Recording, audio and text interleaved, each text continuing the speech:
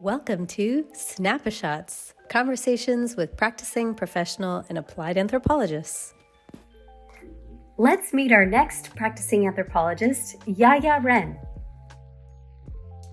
I am a medical anthropologist by training, and my dissertation work was focused on understanding the biocultural, biosocial constructs of personhood at the beginning of life. And what that means is really looking at a infant's gestation and how infants become members of families and of societies, but really looking at it from both a developmental perspective.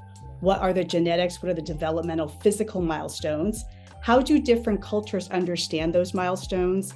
And then what happens when the fetal growth and development process goes awry in the context of a premature birth? And so from that point, I particularly studied the neonatal intensive care unit, what happens to premature babies in their development, both physiologically, biologically, but then also how do they become integrated into society, and how do parents interact in this very uncertain time.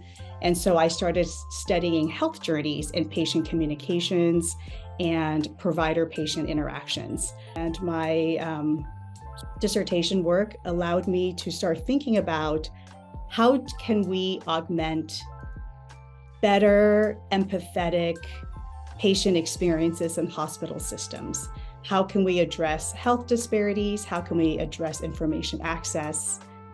How can we hold people that are going through a difficult medical journey and give them the empowerment to not only go through the journey, but also meet their own medical needs? Because so much of modern medicine right now is individual patients have to self-advocate. There are things that they can do to help their own better health outcomes, but how do we pull all those things together? And how do you partner with your medical teams?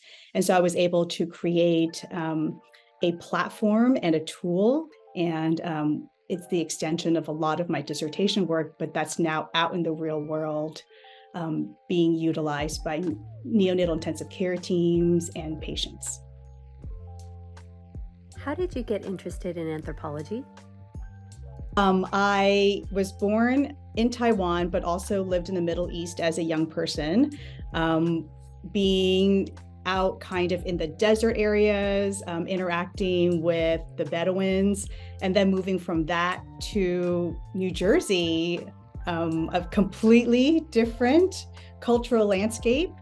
And then I did high school back again in Asia. I now live in California. I also changed a lot of schools just, within the United States. And I think every sub-community has a slightly different culture and different groups of people. And so that really got me interested in how do I, as a young person, integrate into new social environments. And I was a very introverted, quiet person and would do a lot of observing. And when I took my first anthropology class, it was really exciting that somebody who was maybe a quiet observer had a lot of thoughts and wisdom and knowledge that then anthropologists said was really important data. And from that data, you could create tools, you could impact culture, you could enter new social spaces and make new friends. How has the anthropological perspective or training enhanced your contribution to your workplace? I think the easiest way that anthropology has enhanced what I'm doing is that it really provided the insights to build the tools that are effective for patient care. But on a more nuanced, subtle side, when you step outside of academia, to get any project launched, there are all kinds of practical leadership skills and presentation skills and skills that are informal ways of bringing people together and activating different parts of a team. And anthropology really has trained me to hear people's stories on my team, but also to understand and help them articulate what are the things about a job that gets them excited, what are the skills that they're particularly good at, and then this way I can set up my team so that everybody is set up for success. For every person that's really good at details, there's somebody that's a big thinker. For somebody that likes more hands-on touches, there's also somebody that doesn't, that wants to sort of lead and have the capacity to just launch something without having to ask for permission. And so I think being an anthropologist allows me to interact with people and really hear how they like to work so that we create a really thoughtful team environment where people are motivated. What was the one thing about the practice of anthropology that nobody told you as a student? The one thing that no one ever told me that I would have to do as a student is how to define what anthropology is and what is an anthropologist. Like, nobody taught me like basic definitions of how to communicate that to a wider audience. And I feel like I constantly need to do that. And that's not actually a very simple thing to do. I know in academia, we're often taught to put our skills out there first, declare I'm an anthropologist.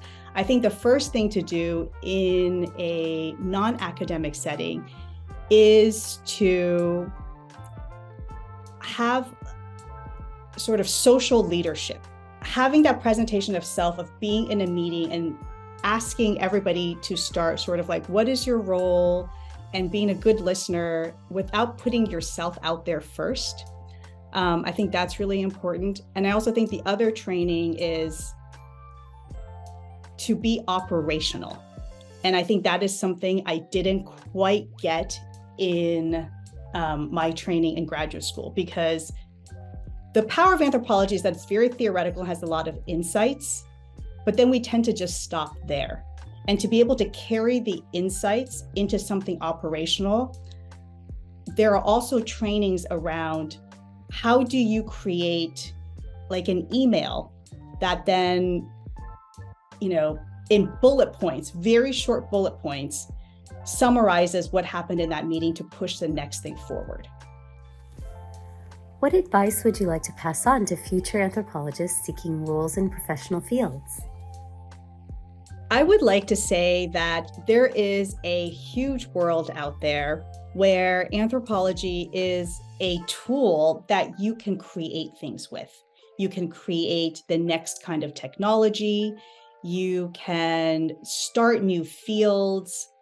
You can integrate that in all kinds of ways in the outside world that's outside of academia, but that also allows you to stay engaged in academia in really exciting ways. And so I almost wish that I had that knowing in graduate school. I think there's lots of internships out there. I think there are lots of ways in which people would love to use an anthropologist. And I think you have to be very step outside there and think about all the different ways you can use it. But, don't think of your career as only being in academia where you publish papers and give insights.